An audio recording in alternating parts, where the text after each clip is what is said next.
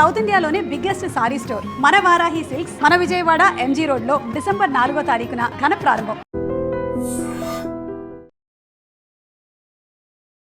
కొన్ని దారుణాలు చూస్తుంటే కొంతమందిలో మానవత్వం అనేదే లేకుండా పోయింది అని అర్థమవుతోంది. ఎంత కఠినంగా వ్యవహరిస్తున్నారంటే చిన్నపిల్లల పట్ల, పసి పిల్లల పట్ల వాళ్ళు వ్యవహరిస్తున్న తీరు రాక్షసానందం పొందుతున్నారో ఏమో అర్థం కావటం లేదు.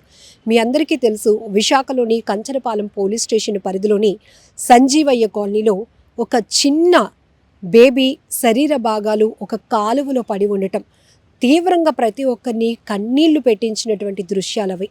ఆ ఘటన మరవలేదు. ఇంకా ఇప్పుడు విశాఖలో మద్దిలపాలెంలోని శివాజీపాలెంలో మరొక దారుణమైన ఘటన, అమానవీయమైన ఘటన చోటు చేసుకుంది.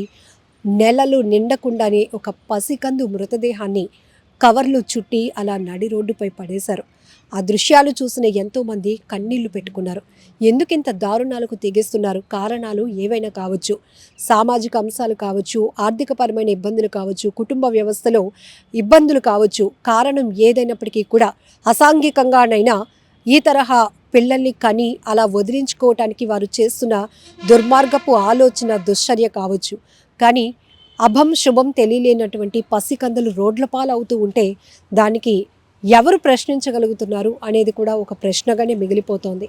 ఇప్పటికీ కూడా కంచరపాలెంలో ఆ పసికందు శరీర భాగాలకు సంబంధించిన కేసు ట్రేస్ అవుట్ కానేలేదు. అయితే సిపి గారు చెప్పారు, ఒక సీసీటీవీ రికార్డ్ అయితే ఉంది, ఆ ప్రకారంగా కేసును దర్యాప్తు చేస్తున్నామని.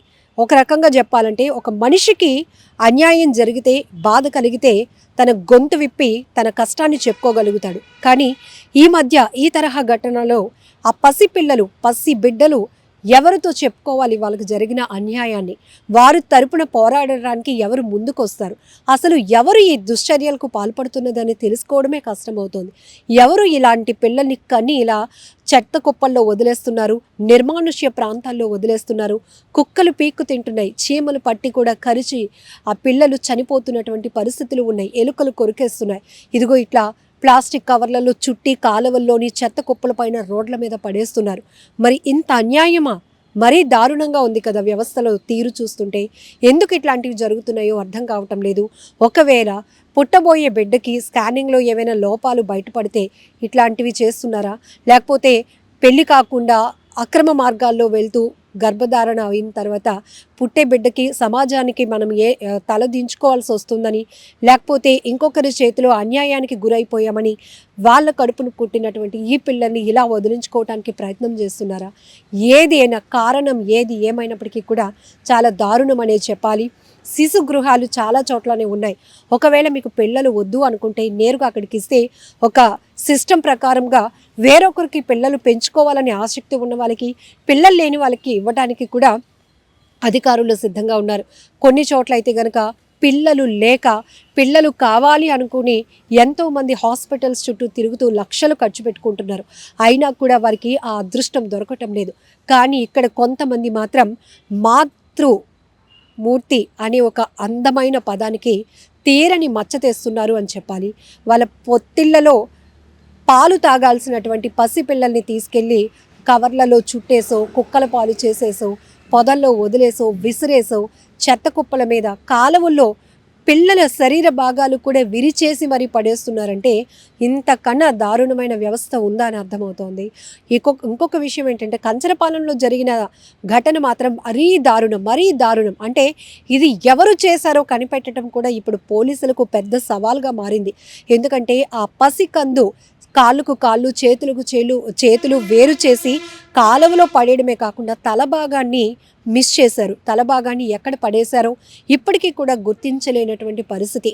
అక్కడ ఉన్నటువంటి ఆయాల్ని, ఏఎన్ఎంలని అందరినీ పిలిచి మీ లొకాలిటీలో ఎవరైనా ప్రెగ్నెన్సీ లేడీస్ ఉన్నారా ఇవన్నీ ట్రేస్ అవుట్ చేస్తున్నారు. కానీ ఇవి ఎవరు చేస్తున్నారు అనేది తేలటం మాత్రం ఇప్పటికీ ఒక క్వశ్చన్ మార్క్గానే మిగిలిపోతుంది. ఇదొక్కటే కాదు, ప్రాణాలతో ఉన్న పసిపిల్లల్ని కూడా వదిలేస్తున్నారు. మరి వాళ్ళు ఎవరికి పుట్టారు? ఆ తల్లి ఎవరు, తండ్రి ఎవరు అని తెలుసుకోవడం కూడా చాలా కష్టమవుతోంది. మరి వీళ్ళు చేసిన అన్యాయం ఏంటి? వీళ్ళు చేసుకున్నటువంటి ఆ దురదృష్టం ఏంటి?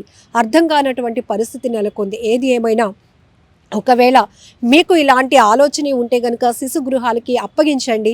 ఇక్కడ ప్రభుత్వం ఆధ్వర్యంలోని వాళ్ళకు మంచి ఫ్యూచర్ మేము ఇస్తామంటున్నారు.